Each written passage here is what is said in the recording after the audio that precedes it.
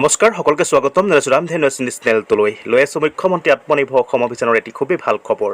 আহক তেন্তে দেৰি নকৰি আজি ভিডিঅ'টো আৰম্ভ কৰোঁ। বন্ধুসকল, আমি সকলোৱে জ্ঞাত যে মুখ্যমন্ত্ৰী আত্মনিৰ্ভৰ অসম অভিযানৰ আঁচনিখনৰ যি কেইদিনমান আগতে মুখ্যমন্ত্ৰী ডক্টৰ হিমন্ত বিশ্ব শৰ্মাই সংবাদমেলৰ জৰিয়তে ঘোষণা কৰিছিল আৰু এই আঁচনিখনৰ জৰিয়তে প্ৰথম পৰ্যায়ত যি 24,000জন যুৱক যুৱতীয়ে অনুমোদন পোৱা বুলি মুখ্যমন্ত্ৰীজনে ঘোষণা কৰিছিলে।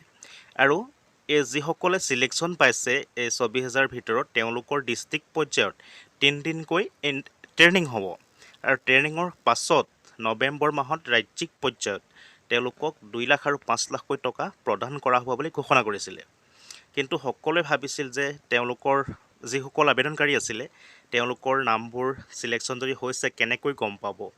আৰু এই ক্ষেত্ৰত বৰ্তমান চৰকাৰৰ ফালৰ পৰা আপোনালোকৰ যিটো মোবাইল নাম্বাৰ আছিলে ৰেজিষ্টাৰ কৰা এই আঁচনিখনত, সেই নাম্বাৰটোত আপোনালোকক মেছেজ পঠিওৱা হৈছে। যদি আপুনি ছিলেকশ্যন পাইছে আপোনাৰ তাতে এনেকুৱা ধৰণৰ এটা মেছেজ আহিব পাৰে, গতিকে আপুনি চেক কৰিব আপোনাৰ তাত মেছেজটো সোমাইছে নাই সোমোৱা। যদি ছিলেকশ্যন পাইছে আপুনি নিশ্চয় মেছেজটো সোমাব। বৰ্তমান সোমোৱা আৰম্ভ হৈছে আৰু যিসকল ছিলেকশ্যন পোৱা নাই তেওঁলোকৰ হয়তো মেছেজটো নাহিব পাৰে, কিন্তু তেওঁলোকে চিন্তা কৰিবলগীয়া একো নাই।